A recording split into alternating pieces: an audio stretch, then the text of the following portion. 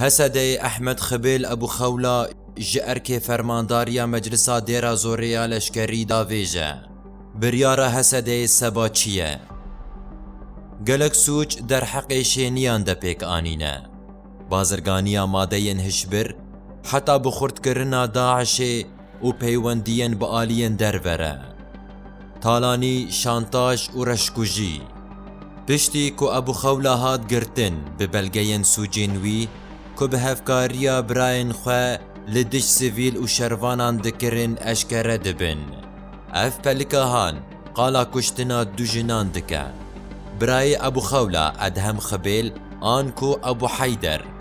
دست درێژی لە هەردوو ژنان کردە و ئەو کوشتنە هەروەکی چالاکوانên مەدیایە جڤاکی دیمەنێ شەروانێکی بریندار بەلاو کرد چیرۆکا وی چییە؟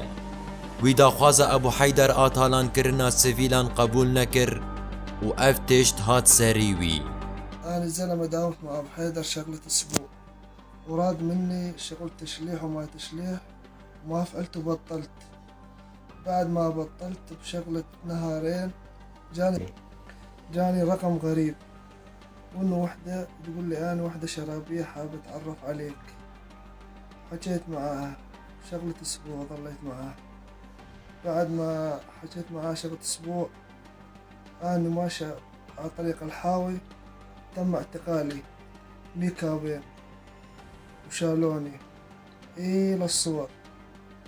وإنه بقوله يحقق معي فك مطماش منه وإنه بقوله يحقق معي وإنه يقول أنت كنت تحكي مع أختي. قام عذبني بعد ما عذبني قطع أذاني وقال لي إنك ها حكيت مع أختي راح أقطع بس أذانك وبس تجيب طاري إن أنا قطعت أذانك راح أجيب أهلك كلياتهم وأصلخهم واعتدي عليهم. برێڤەبەرێ ڕەوانگەها سووریاییە مافên مرۆڤان رامی عەبدرەحمان جی ئەشکەرە کرد کو هەسەدەیە دەرفەتێک دابوو ئەبوو خەولا قەنەهێزên xwe ji holê rake lêbelê ev yek red kir û li gor hikûmeta Şamê û Îranê tevgeriya.